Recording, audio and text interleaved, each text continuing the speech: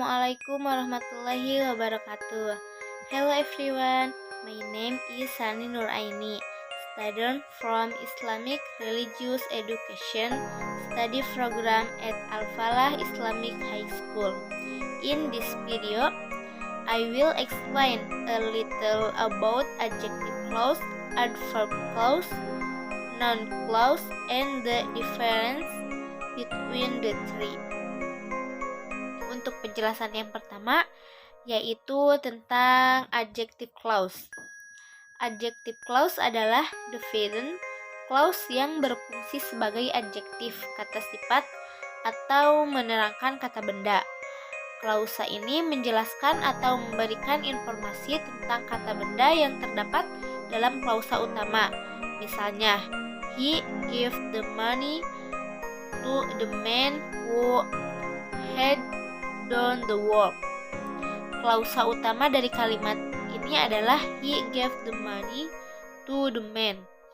Sedangkan who had done the work sebagai adjective clause menjelaskan kata benda the man. Adjective clause biasanya menggunakan relative pronouns, misalnya which, who, was, dan lain-lain sebagai penghubung dengan kalimat intinya. Oleh karena itu, adjective clause juga bisa disebut dengan relative clause. Adjective clause bisa menempati posisi tengah dan posisi akhir. Kalimat adjective clause yang menempati posisi tengah misalnya the girl was here is bread is my daughter. Kemudian contoh kalimat adjective clause yang menempati posisi di akhir kalimat yaitu he gave the money to the man who had done the work. Untuk selanjutnya yaitu tentang adverb clause. Kita akan belajar sedikit tentang dasar-dasar adverb clause. Fungsinya sebagai kata keterangan yang mendeskripsikan informasi dari kalimat sebelum atau sesudahnya. Penggunaannya juga sering diterapkan dalam berbagai ucapan dan ungkapan dalam bahasa Inggris. Apa itu adverb clause? Adverb clause merupakan anak kalimat yang fungsinya menerangkan kata kerja. Anak kalimat ini menyatakan atau menegaskan sesuatu kondisi yang merupakan bagian dari kalimat utamanya. Rumus paling mudah dari adverb clause adalah dengan membuatnya sebagai anak kalimat dengan keterangan penghubung. Sementara itu, adverb clause sendiri terdiri dari dua macam kalimat, yaitu complex sentence dan adverbial clause. Complex sentence: indefinite clause, subjek ditambah verb ditambah adverbial clause. Kemudian adverbial clause subordinate conjunction ditambah subjek ditambah verb. Kemudian contoh kalimat adverb clause adalah when she walked she found a lot of stuff. Artinya ketika dia berjalan dia menemukan banyak barang. When merupakan subordinate conjunction, sedangkan kalimat pertama yang ditutup oleh tanda koma merupakan adverbial clause.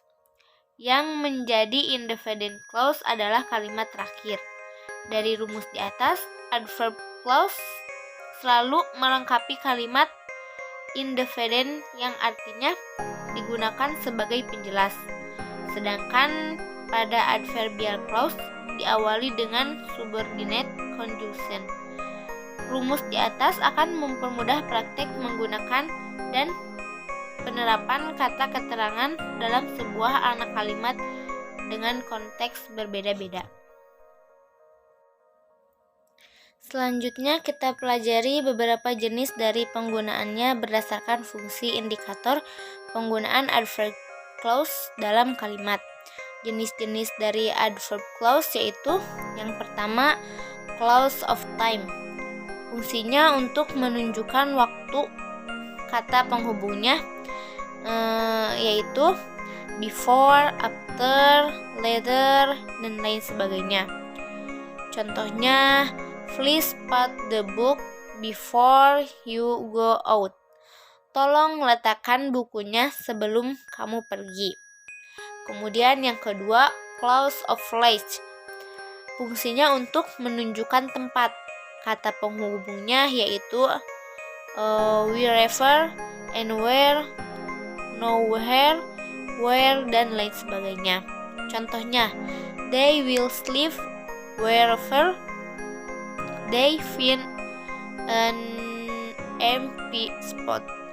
Mereka akan tidur dimanapun mereka menemukan tempat yang kosong. Kemudian yang ketiga yaitu clause of concession contract. Fungsinya untuk menegaskan adanya pertentangan antara dua hal yang saling berkaitan. Kata penghubungnya yaitu as the time, in spite of, even if, whereas, even though, dan lain sebagainya. Contohnya, although is the already late, well, going home now. Walaupun ini sudah terlambat, kami akan pulang sekarang. Kemudian yang keempat yaitu clause of manner. Fungsinya menunjukkan hal yang sudah terjadi. Kata penghubungnya yaitu in that, like, how, as, dan lain sebagainya. Contohnya, they may last again like yesterday. Mereka mungkin hilang lagi seperti kemarin. Kemudian yang kelima yaitu clause of purpose. Fungsinya untuk menunjukkan tujuan atau hasil. Kata penghubungnya yaitu in case, lest, and that, so that, dan lain sebagainya. Contohnya, he is keeping his food so he can eat it later. Dia sedang menyimpan makanannya sehingga dia bisa memakannya nanti. Yang keenam yaitu clause of cause and effect. Fungsinya untuk menunjukkan hubungan sebab dan akibat. Kata penghubungnya yaitu that, do, the fact, skin, dan lain sebagainya. Contohnya yaitu Budi had behaved so kindly that he received a gift. Budi mempunyai sikap yang baik, maka dia menerima sebuah hadiah. Kemudian yang ketujuh yaitu clause of condition. Fungsinya untuk menunjukkan hubungan dari dua hal yang saling terkait atau tersyarat beberapa kata. Penghubungnya yaitu unless, in the event that, if, dan lain sebagainya. Contohnya, if I see her, I will tell I love her. Jika saya melihatnya, saya akan berkata, saya sayang dia. Selanjutnya yaitu noun clause. Noun clause adalah suatu penggabungan antara independent clause induk kalimat dengan dependent clause anak kalimat, di mana kedudukan dependent clause biasanya disebut noun clause. Contohnya, I know where Sue lives. Di dalam kalimat tersebut, I know memiliki fungsi sebagai independent clause, sedangkan where Sue lives mempunyai fungsi sebagai dependent clause atau noun clause. Bila kalimat tersebut hanya independent clause saja, I know itu sudah bisa dikategorikan kalimat lengkap dengan satu subjek dan satu verb. Nah, Kemudian kita bahas penggunaan noun clause dengan menggunakan question word, yaitu menggunakan kalimat pertanyaan. Penggunaan noun clause dengan menggunakan kalimat pertanyaan memiliki berbagai variasi, yaitu sebagai berikut. Yang pertama, subjek kalimat. Ini berarti noun clause berada di awal kalimat dan berfungsi sebagai subjek kalimat. Contoh kalimatnya, that the world is round is a fact. Artinya bahwa dunia itu bulat adalah fakta. Kemudian yang kedua, objek verba transitif. Ini berarti noun clause berfungsi sebagai objek kalimat. Contohnya yaitu I know what you mean. Saya mengerti maksud Anda. Kemudian yang ketiga yaitu pelengkap. Ini berarti sebuah noun clause mempunyai fungsi sebagai pelengkap suatu kalimat. Contohnya yaitu that is what you need. Itulah yang Anda butuhkan. Kemudian yang keempat yaitu noun clause sebagai noun in associations. Noun in association adalah keterangan tambahan mengenai subjek kalimat. Di dalam bahasa Indonesia disebut dengan perluasan subjek. Contohnya yaitu the fact that Rudy always comes late doesn't surprise me. Fakta bahwa Rudy selalu datang terlambat tidak mengejutkan saya. Kemudian yang kelima yaitu noun clause dengan diikuti infinitive. Question word-nya when, where, who, how, whom, dan lain sebagainya. Contohnya yaitu I doesn't know what to do. Artinya saya tidak tahu harus berbuat apa. Kemudian sekarang kita bahas perbedaan antara ketiganya. Perbedaannya yaitu adjective clause berasal dari adjektif atau kata sifat dalam bahasa Inggris.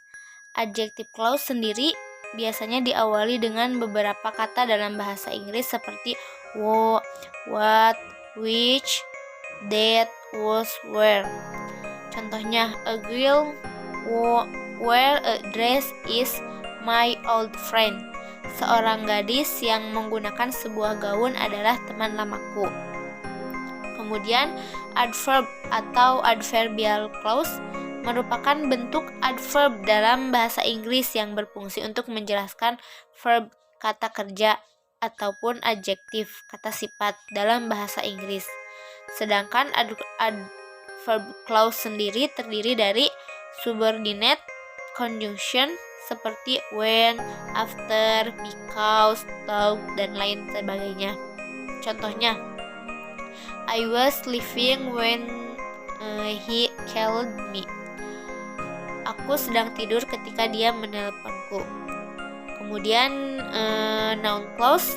Noun clause merupakan bentuk noun atau kata benda dalam bahasa Inggris. Sedangkan yang dimaksud dengan noun clause merupakan sebuah dependent clause yang memiliki fungsi sebagai kata benda noun. Contohnya, what my mom cooks is always delicious. Apa yang ibuku masak selalu enak. Sekian dari video kali ini. Semoga bermanfaat. See you next time. Assalamualaikum warahmatullahi wabarakatuh.